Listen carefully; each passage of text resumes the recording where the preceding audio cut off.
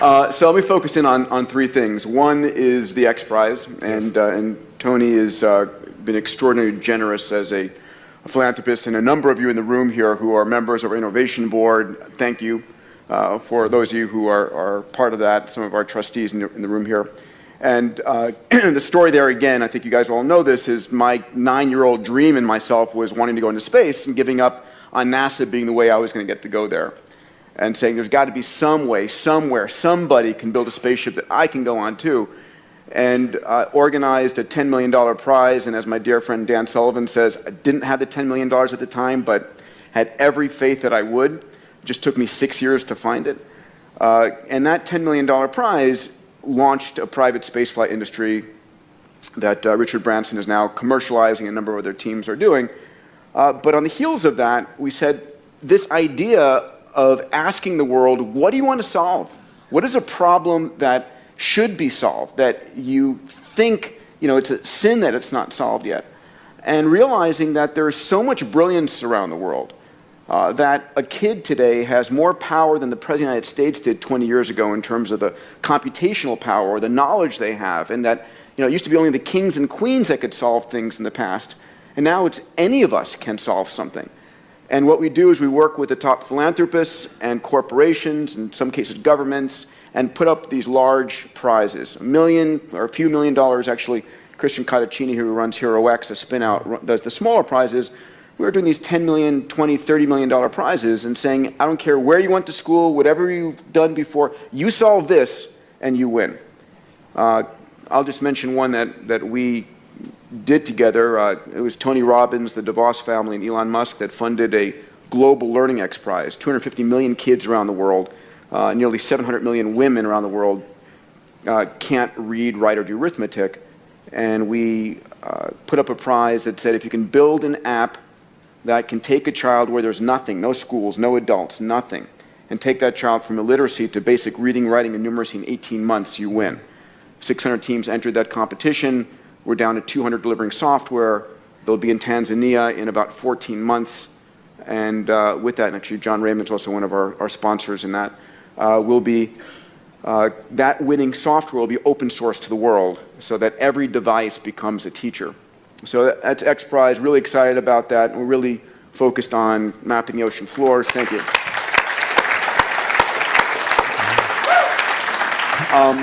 With my dear friend Eric Anderson in the back here, co-founded Planetary Resources. And the concept here is that we think of things as scarce on Earth. And certain things are the beautiful lands that we have, and we shouldn't rape and pillage them. But we live in a solar system filled with resources. And the concept here of Planetary Resources is we are using the most advanced technology, 3D printed spacecraft, AI on board, sensors that have never flown in orbit before, to go out to prospect near-Earth asteroids, which are rich in fuels, platinum group metals, construction materials. And those same spacecraft, when pointed down towards the Earth, we've just discovered, and we're really excited about this, can actually map and predict the yield of every acre of cropland on planet Earth and really help us feed the planet much more efficiently. So we just launched our first spacecraft. Next one goes up in the first quarter. The last one, which is sort of like, I think relevant to all of us, is the idea that we can all live 30 or 40 more healthy years in our life. And to Dan's point earlier about living to 95, but not 95, living to 195, whatever it might be, we're at a moment in time where we have to realize the software that runs our body, our genome, what happens to you isn't happenstance. It isn't like, oh my God, I happen to come down with that. Your destiny is in your genes. It's also in the environment, all those kinds of things, but, and this is Tony's one of our investors. We created a company called Human Longevity. Craig Venter, who sequenced the first human genome, and Bob Hurry and I founded it together, and it's built the world's largest genome sequencing facility on the planet. We've sequenced more human genomes than the rest of the world combined. And not just the genome, your microbiome, a full body MRI, 2,300 chemicals in your bloodstream, the most massive data set about you. We mine that data to actually help you understand what is going on. It's the most complete information data set in the world. And we've also, just a few of you in the audience here I know are benefiting from this in our health nucleus. We're now actually sequencing cancers to help you know what drug specifically works for you in your cancer, not just for everybody who happens to have that generic cancer. So that's a big one. I think that's something that's going to impact all of us is, making 100 years old and you 60, right? You'll get younger. That's it. Awesome. What are the biggest trade-offs that both of you consider maybe negative in order to do what it is you do? Because you're both, incredibly driven, what I would consider insane schedules, but at the same time, you're making massive contributions to humanity. So what are the trade-offs that you would consider we work our asses off. We do a lot of stuff, but this is what we had to sacrifice in order to do it. If you think of it that way. I think if you think of it as a sacrifice, then you're going to build frustration or resentment. I really don't. If you think it's a sacrifice, you shouldn't do it. I think the challenge is that most people have this illusion about life-work balance. And I think that's if you're going to accomplish it, it's what people are laughing because right? What's true is life-work integration. So I was just in 7 countries, 21 days, but who's with me is my family, who's with me is my friends, and I've done well enough to have a plane and bedrooms and all that kind of cool stuff makes it. But when I didn't, we huffed it together. And beginning days it was coach and dragging ourselves around. But I thought it was great for my kids to have schooling, but I thought an education was more valuable, and traveling the earth was a part of that. But we're in the middle of this crazy schedule, but it's not work, it's a mission. When it's work, it's that. I always ask people, I said, how would you describe what you do? And people, I say, is it work, is it career, or is it mission? And most people, of course, say it's work, and that's exactly what it is. It's heavy. If it's your career, it gives you something more. If it's your mission, it doesn't wear you out. It brings energy to you. It's fulfilling. And if you can tie your mission in with the people that you love, it's pretty cool. There's some people in this room that are my friends. I see Dean here in the front row here, and it's like we're all on this mission, and we find time to connect and be with each other and have a blast with each other, but we're sharing about things that matter. I'm not a person to go to a party and go in the corner and chit chat. It's like, you want to talk about something deep? Let's rock. You don't? let me go home and be with my family. Or, let me go do something fun, some of that nature. If you can combine your mission with your family, combine your mission with some of your friends, then you're going to accomplish 1,000,000 times more. But if you think it's a sacrifice, don't do it, because then all you're doing is you're going to have resentment later on or frustration later on, and then you really aren't contributing because you're trading off. You're not giving. No. Great. I think I'm a 9-year-old kid. Those of you who know me know I'm a 9-year-old child in my body, pinching myself every day that I get to do. It is extraordinary. I would not want to be doing anything else. There's hard work, and it's like I'm push myself more than anybody else, but I love it. I cannot imagine doing anything else. And that's the challenge, right? The question is, a lot of people are doing something to get to something else. And that's just wrong. I agree. And it's a matter of don't do it because your parents told you, because you heard it on an infomercial, because whatever. Do what is your highest calling in life and love it. And so I don't work at all. I really don't work. Dan has told me to get rid of it, and so I get rid of it. Well, this room is filled with some very high achievers. And obviously what I wanted to derive from you guys is just some insights, some how-tos, some what it is you do to just give them, perspective and stuff. And I carefully chose some questions. And this one is, you're both masters at achieving what most people consider impossible. And really, what you guys do, most people consider absolutely impossible. So when something is considered quote unquote impossible, how do you reframe it so it becomes possible in your mind? And how much of that is mindset? Well, I think impossible is not a fact, it's an opinion. When someone tells me it's impossible, I always just look at them. Anybody around me knows that they can't do that. So that's part of it. But if they didn't know me, it's your opinion. And they'll say, no, science shows. And I say, yeah, and how many times has science showed something's impossible? Now science shows it's possible. Things are impossible until somebody does it.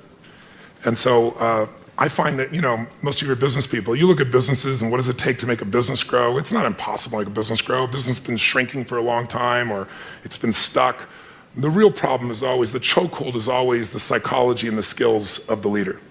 Always. And 80% of that is psychology and 20% is the mechanics. Like if you don't know how to read your financials and you're trying to fly the plane of your company, I mean, come on, if all you do is go down and you look at profit and loss and you see what it is and you have a beer, either way, you either celebrate or you get depressed, something, you're going to be in trouble, right? But if you have the skill sets, that's one thing. But you can get any skill set if you have the psychology. And anytime a business is not growing, it is not because it's impossible. It's because they aren't innovating, and they're not innovating because they're believing it's impossible. I mean, if we all know what does it take to transform, and obviously tell people it takes 3 things to create a breakthrough in anything, in your personal life, in your business, anywhere. You need a strategy. But that's not the first place you should look, and it's the first place all of us look. Me too. It's our inherent thing. You want to lose weight? Well, how do I do it? I want to grow my business? How do I do it? It's instinctive. We've been trained to think that way. But the problem is the how-to is usually not that complex. I mean, come on. 70% of America is 75% of America now is overweight. Is that because it's so complex how to be fit and strong, right? Only the 1% know the answers. They hide it from you. You have to work your ass off to not hear what it takes, right?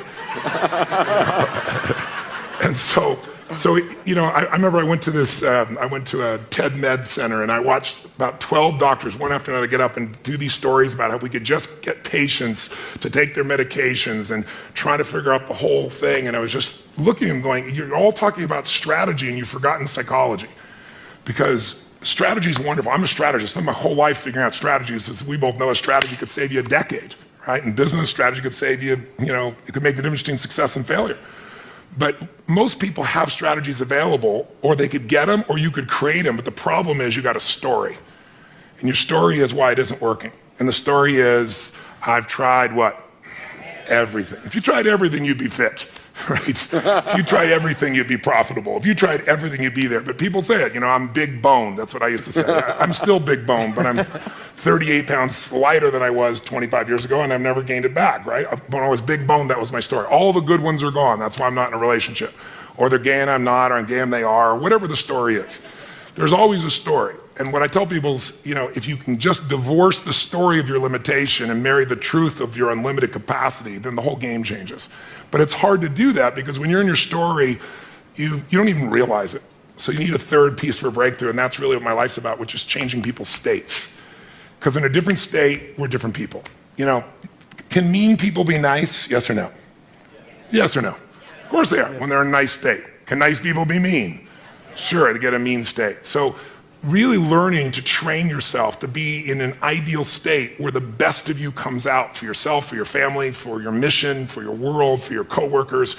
To me, that's one of the most important decisions in life to make. If you ask me, out of all the people I've met, all the things I've seen, what creates a magnificent life?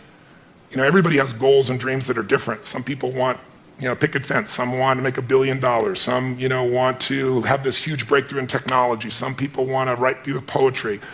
Whatever is right for people is what I want them for themselves. I don't want them to be like me or you or anybody else. I want them to have their dream. But to have it, you need 2 skills. You need, number 1, to have the science of achievement. It's a science. You have to know how to take your vision and make it real. And most of the people in this room have already figured that out. And this guy sure as hell has, and you have, and I have. So most of us know, and we can all refine our skills in that area. But we know how to take what we dream about, make it real. And if you don't, you can learn from somebody who does.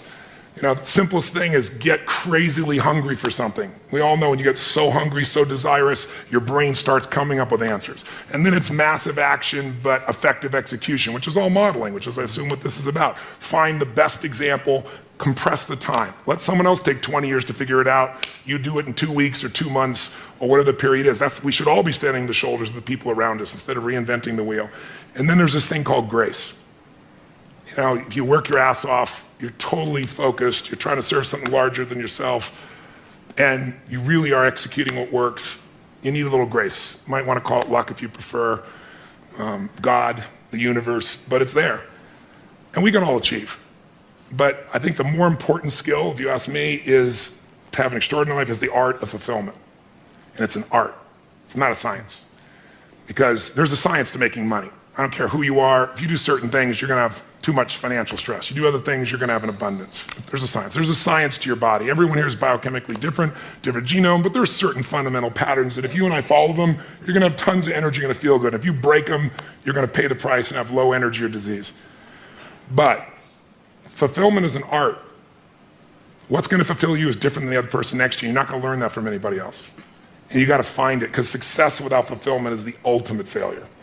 And I get those phone calls all the time for the multi-billionaire entrepreneur or politician or business person or the person just won their Academy Award and they're depressed and they can't tell anybody because they got all their goals, but they're not fulfilled because they really don't have that sense of meaning in their life.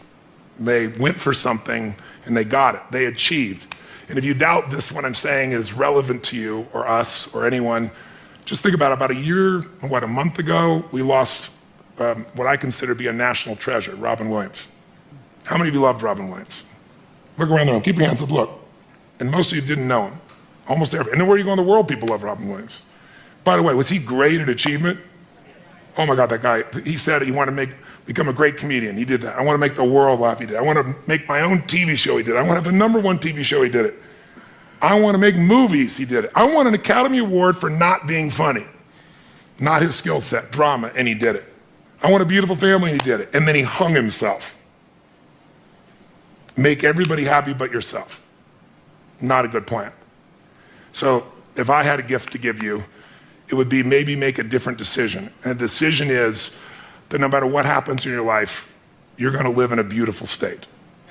A beautiful state. And that could be happy, that could be grateful, that could be being generous. Those are all beautiful states, aren't they? It could be curious, it could be fun, it could be playful. You're not limited to one state, but it's different than suffering. And most people's suffering, and all suffering I've ever seen, I've traveled to 100 countries, I've dealt with presidents of countries and, presidents of businesses, CEOs, I've dealt with people in prison, I've dealt with, you name it, average people. Suffering always comes because you're obsessed about something related to you. You can only be depressed if you're focusing on yourself. You say, no, I'm depressed because it's my kids and they're not doing well. No, you're depressed because you feel you failed your kids. It's about you. It's about how you think what you should have done or shouldn't have done or what someone did to you or didn't do to you in the past or the future, which don't even exist. So I have a simple goal. My goal is help people make a decision that says, I don't know what's going to happen. You might get a divorce, even though you don't think so. You might find a member of your family with cancer. You might have your house get burned down or have a tornado go by, and if you live in the same place, it happens every 2 years and you move back, we should talk, but some people seem to do that for some reason. You can't control those things. I can't control those things. I don't want those to happen to you or anybody I love or anybody who's even a stranger to me, but they're going to happen. True?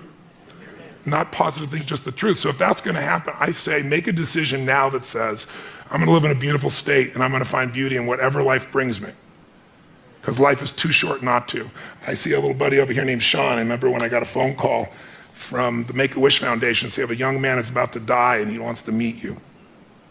And he came to a seminar and then I took him out afterwards. And at the time, if he coughed too much, they said, you can't grab him. I said, I want to take him across the fire. They said, take him across the fire? I said, if he coughs, he'll break a rib. I said, I'll be really gentle. We're going to do this thing. And he did it. And then afterwards, I sat down with him and said, man, I don't have the answers, but if your body is, you're just coughing and it's going to make you break a rib, your body is so acid. I said, you should get alkaline. Let me put you together with a doctor. And how many years ago was that? From 36, I was 19. You were 19 and you're now 36. I like seeing you here, so brother. Give him a hand. He's a beautiful man. He's a beautiful man. But Sean, what made me think of Sean is Sean lives in a beautiful state. He could be complaining and whining. And what does he do? His whole life is not about himself. That's why he's so happy. He doesn't live in himself. He lives outside himself, serving things he loves. He still takes care of himself, and he's funny. He likes to seduce women and things like I can't talk about right now, but... Oh, you're married now? Okay, well, good. I'm glad to hear it's about frickin' time. All right, Sean? It's good to see you grew up. Now, the bottom line is this young man over here who now is at a different stage of life, he's always been who he is. I think he lived because he lived for more than himself. I'm sure he felt pain, but we only suffer when we think about what's being done to us or what people are going to think or what they should have done or hadn't done, and you can't control that stuff anyway. I mean, why be pissed when people are going to do it? Are people going to be mean? Yes or no? Are people going to be unfair and unjust? Yes or no? Are people going to be beautiful and generous? Yes or no? You just never know when that's going to happen, so might as well enjoy yourself along the way. And I suggest today, if you want, if there's any gift I came by to give you, it's to tell you what you know already, but get you to make a decision about it. to actually decide I'm going to live in a beautiful state. That doesn't mean I don't get angry or tired. Or, suffering arises and you end it the moment you go, I'm thinking about me. If I do this, I'll always be suffering. The human mind is always looking for what's wrong. The human brain is not designed to make you happy. It's designed to make you survive. Happiness, that's your job. And you only get it if you draw a line in the sand. That's how it's going to be. And I can tell you the few people that do it, I know a few people that have done it, they have magnificent lives. And when you're in a beautiful state, the best ideas come in. This man lives in a beautiful state. Every time I talk to him, I love seeing Peter. Peter's just always on fire about something. But notice, he's doing unbelievably well. There's nothing wrong with that. But almost everything he's doing is about more than himself, and so that's why he feels so alive. He's not suffering an ounce. He's in ecstasy. He's not lucky. He's living life a certain way. It's a beautiful way. I'm honored to have you as a friend. Thank you, brother. How many met this man before and he was in a wonderful state? Let me show your hands. I don't think I've ever seen him not in a wonderful state. I've seen him have some painful, challenging places, but he doesn't stay there. And look what he's able to create because of it. He is a 9-year-old boy who's on fire. He's on fire to light the world on fire with what's possible. It's a beautiful thing. I honor you. So the contribution I'll make, thank you, Tony. And I think it was about impossible and mindset and so forth, is the reality is there is very little that's impossible, period. It just is. And your mindset, as soon as you say something is impossible, then you shut down every possibility for solving it, right? And we all know this. And the challenge is that it's really hard not to be in that state because we get thrown stuff all the time. And what I want to share with you is an experiment, which is to say, okay, not only how do I make it possible, but how do I actually go 10 times bigger? And you've heard me speak about this, moonshot thinking, bold thinking, whatever the case, whatever terminology you want to give it. And most of us in our life are trying to make a 10% improvement. And we know this. I'm trying to increase my revenues by 10%. I'm trying to reduce my sales by 10%, save 10% more of the lands out there. Whatever it truly is, we all have this sort of beaten into us by life and by the rest of the universe that you can make these small incremental improvements. But the fact of the matter is that there are those in the world that go 10 times bigger. And every one of us can be that. And as soon as you say, I want to not only solve this thing, but go 10 times bigger in my work, in the things, and can I say this, in something that you're truly passionate about, not just about earning a little bit more money. I mean, it really should be in something that you care truly about, that is bigger than yourself, that is impacting the world. As soon as you try and go 10 times bigger, 3 magical things happen. Number one, even if you have no idea how to solve it, no idea how to get there, you'll be amazed at what you come up with. And what's interesting is our legacy, our past, anchors us to where we are today. And you have to let go of that. You truly have to let go of all the stuff in your past, what you thought you'd done, all of the infrastructure that you've built to let yourself go. When Elon Musk built Tesla, the reason Tesla was such an amazingly better car is he didn't have 100 years of Detroit to hold on to. He started with a clean sheet of paper. And imagine what could be. The second thing is when you try and go 10 times bigger versus 10% bigger, it's 100 times the value proposition. And it's never 100 times more expensive or 100 times harder. And so you get this increased capability. And then the third thing is when you try and go 10 times bigger, to solve a problem 10 times bigger, you've got to reinvent stuff. You have to actually go and figure out, okay, I have no idea how I'm going to solve that, but you're going to start to reinvent things. So when Eric and I were working on, asteroid mining, we had to reinvent. We had to have, so much computational power on board the spacecraft. We had to come up with brand new sensors and hyperspectral and midwave IR that didn't exist, had never been licensed, because these spacecraft were going to be operating at 200 million miles away, and that forced us to come up with new kinds of capabilities that were not currently possible. And you'll be amazed what those capabilities that you create in your business, in your life, enable you to do. And so there's this massive benefit, this payoff, this dividend that comes from expanding your mind and not being anchored to the past. And so I think that there are very few things that are truly impossible. I think that impossible is a is a state of mind. And I'll say one other thing. The people in your life are part of that anchoring. And so how do you anchor yourself with a new set of people? Right? I'm looking at my dear friend Naveen Jain here, with whom we've opened up X Prize India and are really working on solving women's and girls' issues in India and providing abundant drinking water in India. I mean, so how do you surround yourself with amazing people who live in the state of anything is possible? I'm blessed at X Prize, at Singularity University, at HLI and PRI. I live that constantly. And so how do you do that? Where are you doing that? What is your nothing is impossible community? Here. It is truly here. And so that's really critically important, because once you get into that mindset, then you start freeing yourself from that you tell yourself and people tell you. Because we are living in a world where constant, amazing miracles happen. The other thing, because I'll put my commercial into this, stop watching the news. Stop watching the news. You could not pay me enough to have the Crisis News Network or the Constantly Negative News Network, whatever you call CNN, pollute my mind. Really, I have social networks, I have Google filters and so forth.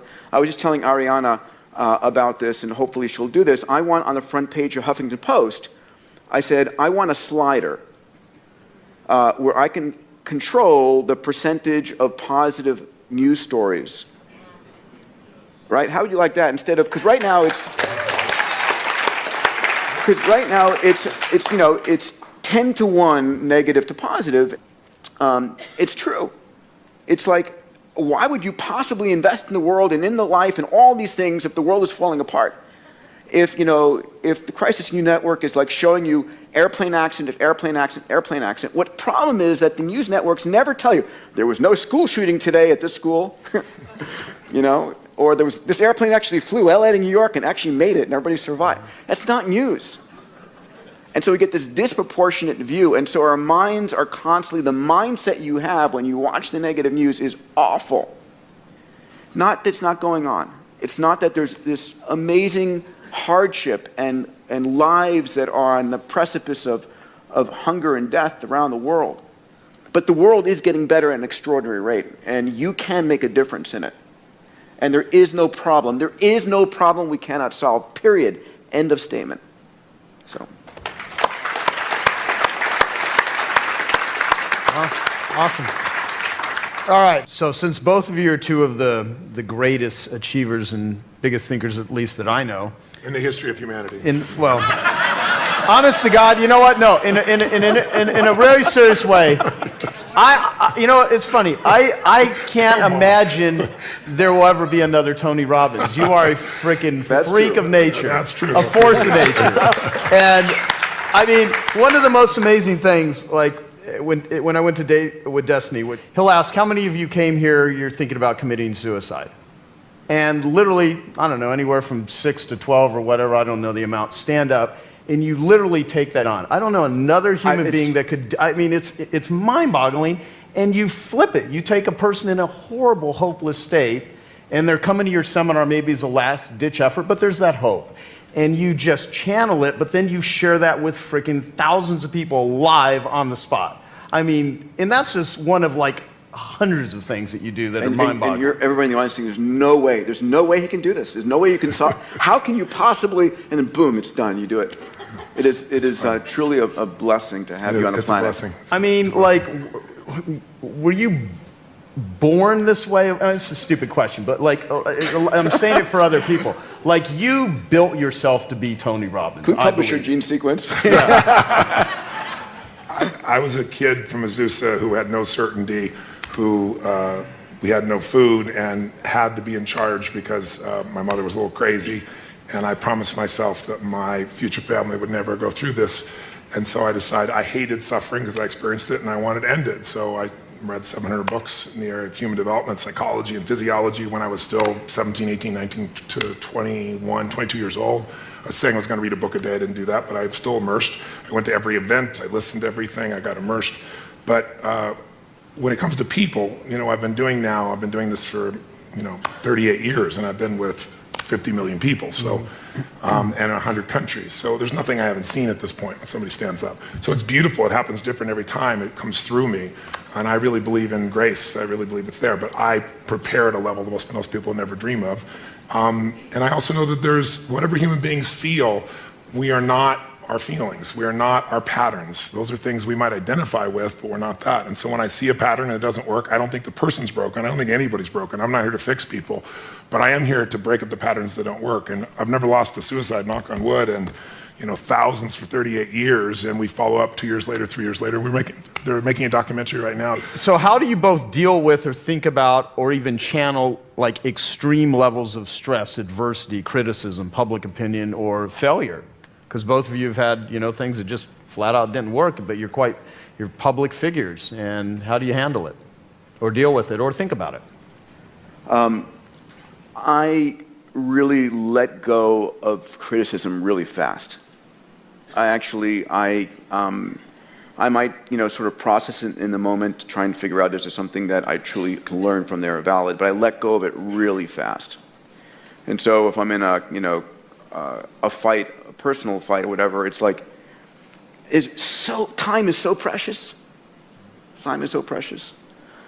Failure, God, I've had a wonderful series of failures. And, I built a launch vehicle company that we won this huge contract and couldn't finance it and had to close it down. I've built a multitude of companies. Luckily, a third have been great, a third have been okay, and a third have been life lessons. But I have to believe that what I'm doing in my heart of hearts is the right thing to do. And if I'm doing the very best I can, and I believe it is something, because when I take $1 from somebody as a donation or as an investment, and those of you who are in the room here who have supported me or invested in me know that. It's like, it's me. It's like you got my cell phone number and I care, and I am so committed to making, to delivering. I will do everything I possibly can. So I need to know that for myself. And I can sleep at night if something fails, but I know I gave it everything I possibly could. And there are also those times where, it's like nosedive. And I will stop everything else I'm doing, and I will go laser-like on that. 100%, 24 hours a day, 7 days a week, and I will do everything humanly possible. And it takes that a lot of times. It absolutely takes that a lot of times. So, that's for me. Awesome, thank you. I would say, I love to light people up. Since I was a little kid, I love to light people up. And so early on, I want to make everybody happy all the time. And then I come in this package, I was 5'1", and then next thing I know, I'm 6'7". I grew 10 inches in a year because I had a tumor in my brain. And I didn't even know it. And I grew, so I'm big, and I'm quiet and unassuming. I have a hard time expressing my true feelings, so it makes it difficult for people to understand what I'm really like.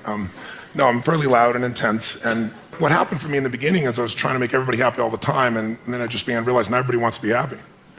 And gradually I began to realize opinions are a dime a dozen, but impact is all that matters to me.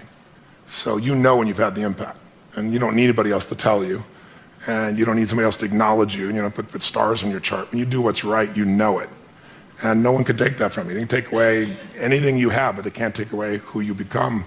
And you become something unique when you find a way to grow and you find a way to give. And when you do that consistently, it creates an extraordinary life. So I'd lie to say that I don't want people to hate me or dislike me, but it wouldn't be accurate to say I don't care, but I don't care enough to change what I'm doing. If what I'm doing is valuable. And I think that as far as failure is concerned, oh my God, there's so many failures, but I just don't hold it that way. And it's not a technique or being positive, it's just being intelligent. Failure is education if you use it. If you learn something, it's not a failure. If you don't learn anything, then it's failure. But if you learn something, how many of you in this room have had something happen in your life that was horrific? You hated it. You'd never want to go through it again. You never want somebody you care about to go through it. But looking back on it 5, 10 years later, you say, I'm so glad I went through that because it made me so much stronger or so much smarter or maybe care so much more. Who can relate? I'm curious, right? So if that's true, then why not adopt the philosophy that life is not happening to me, it's happening for me. And that everything's happening for me, even what I thought was failure. And now my job is to figure out where's the benefit and use it for greater good. So I could probably list unlimited failures, but I would be insincere because I don't really look at it as a failure, and that's not because I'm positive, it's just because I work my ass off to figure out what can I learn from that, how can I use that, and I'd like to make people happy, but I've also learned in business, like, I fire customers. I don't need them. It's a privilege to do business with us because we will more than deliver times 10. And so I teach my team, and it's so rare we have to do it anymore, but you fire a customer and you say, listen, we're not going to be able to meet your needs clearly because are there people out there that no matter what you do, they're going to be unhappy, yes or no? So why are you doing business with them and taking the life energy of your organization from it? I get rid of them so fast, and then they always want back in, and I never let them back. Never. And then when they become a public hanging and other people go, well, this is how you play here. Because in the world of the internet, we've lost any form of kindness.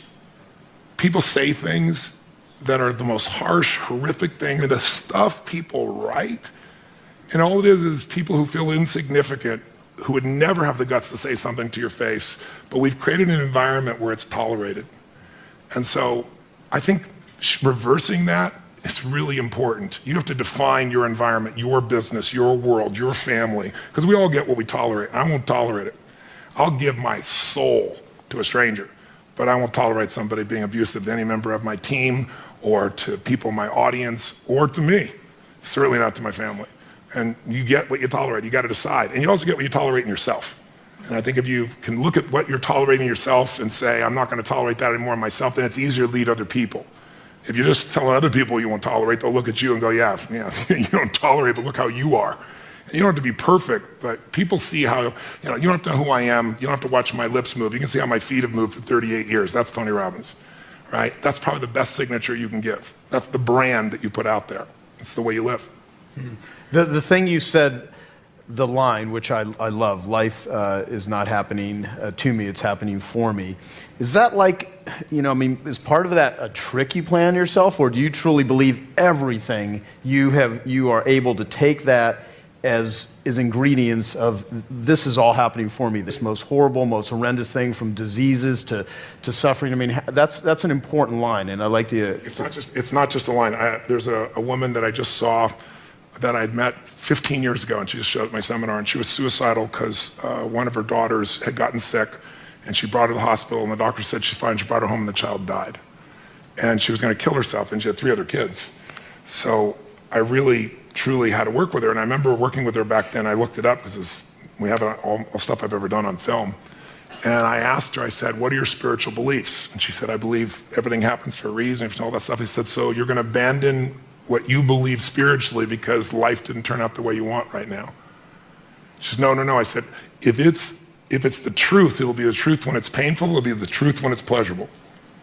So I would lie to you to say, I jump up and go, this is happening for me right now. I don't do that. I think, what the hell's happening? Why? And then I catch myself and I go, there's some good in this. And my real core belief underneath that is, everything I've ever been able to help people with is because I've faced some portion of it. If I have to face a divorce, I decided I needed to go through a divorce, and I didn't want to. No one takes you to pick your partner after 14 years. It was the most terrific thing in the world, but I thought, if I can figure out how to do this elegantly, intelligently, lovingly, no matter what the other party's like, then I can help anybody else. I've had several businesses over the decades that were, near the verge of bankruptcy. I had a resort in Fiji, and there was a coup. It's kind of inconvenient, and I'm losing $1 million a month, and it's like, and I didn't have $1 million a month to be losing at that time, just I wanted to create this great place for people. But it's like, in the midst of all those elements, I'd come back and say, if I can figure this out, I can help any other business. So almost all my skills have come because of something I had to solve in me or help someone else solve. And my view is, if I can figure it out for me, I can help millions of people. And so that makes the problem inspiring, as opposed to the problem being, why did it happen to me? Because we're all going to experience problems. The only thing that we all have in common is everyone here is going to experience severe pain. I don't care how rich you are, money is not going to create immunity to pain. Suffering, you can get immunity from the decision I told you about. But we're all going to have problems. We're all going to have challenges. The only difference is, what the hell are you going to do with them? And if we just deal with our own problems, they get really boring, and some people need problems to have drama in their life to cover the fact they're not doing anything. But I think it's much more interesting to solve it and move on and help other people do the same, because you've actually done it, not because you talk about it. Yeah, gotcha. What I love is Robin Sharma, who we did a call with, he's in the room. He has this thing, the 5 a.m. Club. A guy named Hal Elrod wrote a book of Miracle Morning. You do priming in the morning. I'd love to hear what you guys feel are your best rituals, or what it is that you are doing that just massively impacts you to be as effective as both of you are. If there's something simple or something that you just do that makes your life work, starting be it a morning ritual or just anything that people here could do. Does watching cartoons with my kids at 7 a.m. count? No, that may be accurate. I mean, it's for me, it's anchored in my desiring to make the impossible stuff I set out happen, right? It's anchored in this infinity challenge. I'm never bored. These problems I've taken on with an amazing group of people are all sort of infinite, and there's no getting there. So for me, they're my guiding stars. So it's like, okay, what am I going to do right now to move the game forward this day? You know, I wish I could say I was a great meditator or yoga person or so forth, and that will come, but not right now. For me, it's just it's dedication to the child inside me and what I care deeply about, which is making these succeed. And ultimately, it's trying to be clear about what I'm enjoying doing. Right? It's surfing the stuff I love versus this is work. I'm probably not good at this work. Who else can I find that can do it? And doing the stuff that I truly love better, and doing more of that. I mean, there's nothing sophisticated there. Tony, what do you got? Well, I think anyone who succeeds has something that they aspire to. There's a mission, there's a direction, there's a desire, and they bring it up regularly. And you do that, even though you say you don't do it in a sophisticated way. Attacking the human genome and figuring out how to get meteors to feed you what you need is a fairly large vision, somewhat sophisticated. Mine's really simple. Mine's simple is I believe that the body is the place that drives the mind the fastest. You can go inside your head all day long trying to resolve things and make excuses or freak out, but I learned early on in my life that in order to make myself do things, I had to trigger this body to feel strength and to know that when I say something, I mean it. And so I have a simple ritual that's actually enjoyable. It may not sound enjoyable, but it is now, which is I get up every morning, and I'm privileged to have multiple homes. So if I'm in those homes, one of the homes I have a river, the rest of them I have cold plunges. And I go into 56-degree temperature just for about 60 seconds. I jump straight in, or I was just in Sun Valley, the river's 38 degrees, a little bit cooler. And I took my nephew and said, "You're about to learn how to start your day." And I bring all my friends when they come. They all have to do this. But every cell, every nerve in your body explodes, and it's phenomenal for your lymph system, phenomenal for your health. But it also is just a simple discipline that says, I say it, it happens. I'm going to say I'm going to do this, I do it. And I've done it so much, it's there, and it's invigorating. And then I do, as you said, something I call priming. I don't, you wake up and you're, 22 hours off your normal time zone, and you've got to get up and take care of 10,000 people for 3 days and nights for 14 to 15 hours. You don't always wake up feeling, wow, is this the coolest thing in the world? Some days wake up and go, what universe is my body in, And so I do my physical ritual, but then I also do this priming. And priming for me is just, I don't hope that I'm going to show up at my best. I create a state for it. Most of you know probably the principle of priming. They've proven it in so many scientific studies. We all think we make our decisions consciously, when much of our decision making that we think is conscious is being made by contextual environmental manipulation that we're not even thinking about.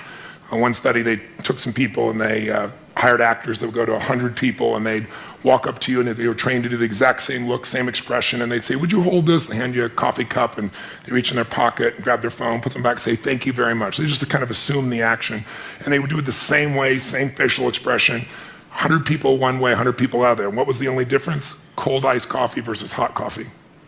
An hour later, they come back with some people, different people, who've got little caps on. They're saying, "Listen, we'll give you $10 if you'll give us 2 minutes. If you read this 3-paragraph story and give us 2 question answers."